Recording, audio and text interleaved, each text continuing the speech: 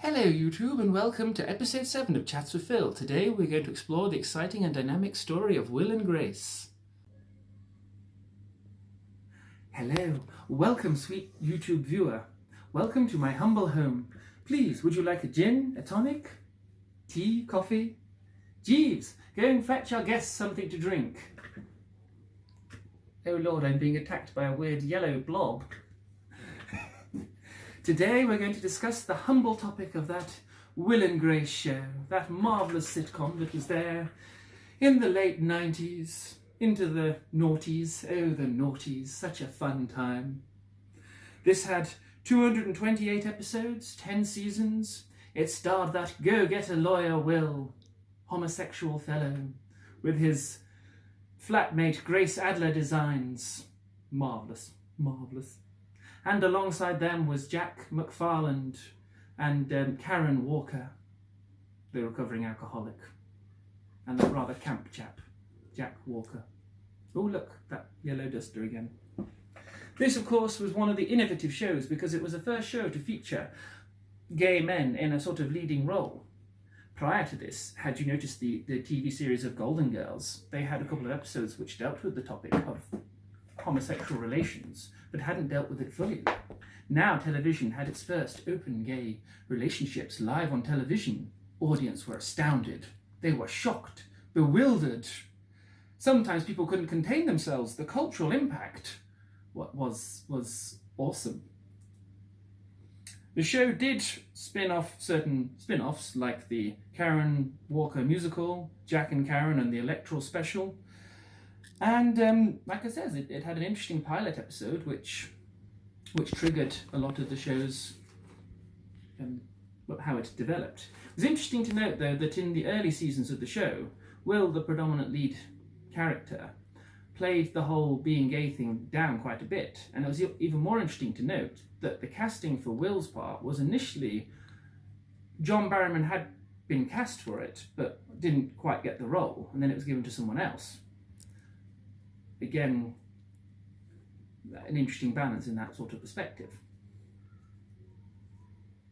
Anything else you want to say about that? Oh yes, another thing that I have noticed is obviously the Ellen Show and her coming out was in 1997, which was a year before the TV series kind of took off. So if you look at the history, whereas you had some shows in the 1980s, such as Golden Girls and other things, which were starting to talk about, but that was in its infancy and starting to talk about.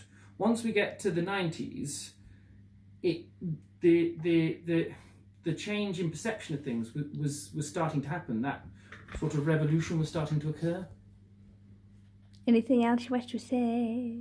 It was written by David Kokotny and Max was that as a lovely name.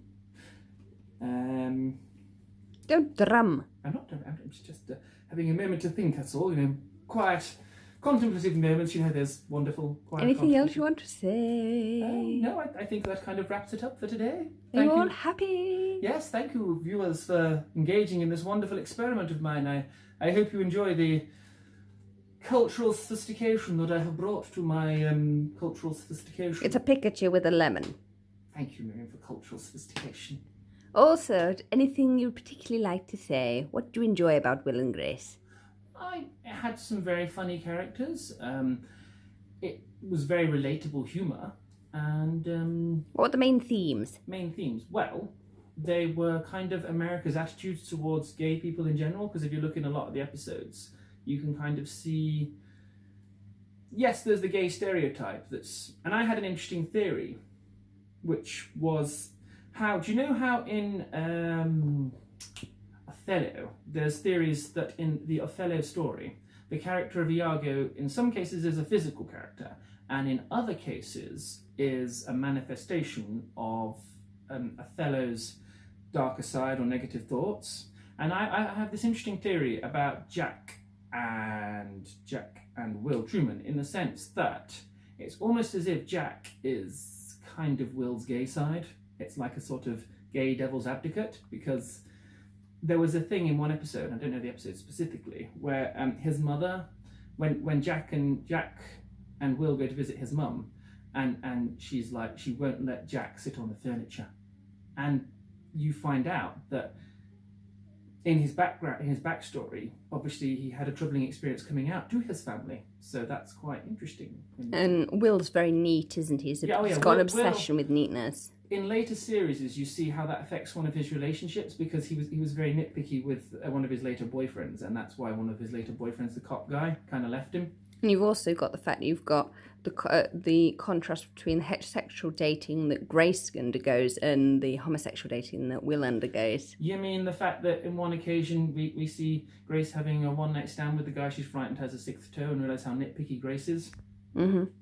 And and the different, and I think in a recent episode they mentioned things like daddies, because obviously on the gay scene and obviously because they're older, so that they refer to as daddies. Is that like you can get like a sugar daddy only? Yeah, on the gay side they have that. That's a thing once you pass a certain age, because they say on the gay scene if you're like above 30 you're old. Really? Yeah. Have your VIP card? Not your VIP, your OAP card. I've got my bus pass somewhere. I'm past 30. Feeling a bit fragile about that. Never mind, Phil, and move on. Anything else you want to say about Will and Grace that you particularly like or dislike, or think that they could have done in a better way? No, I think, again, go back to things like Golden Girls and everything else.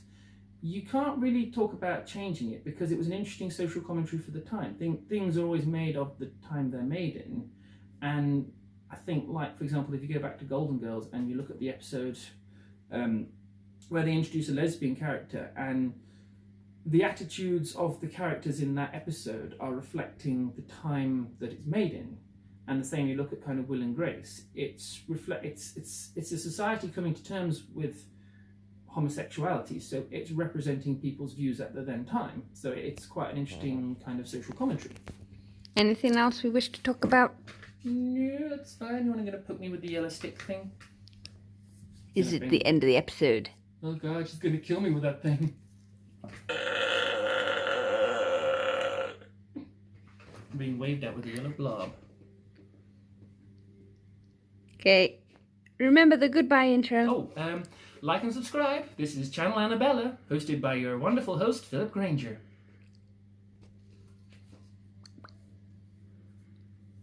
Bye-bye.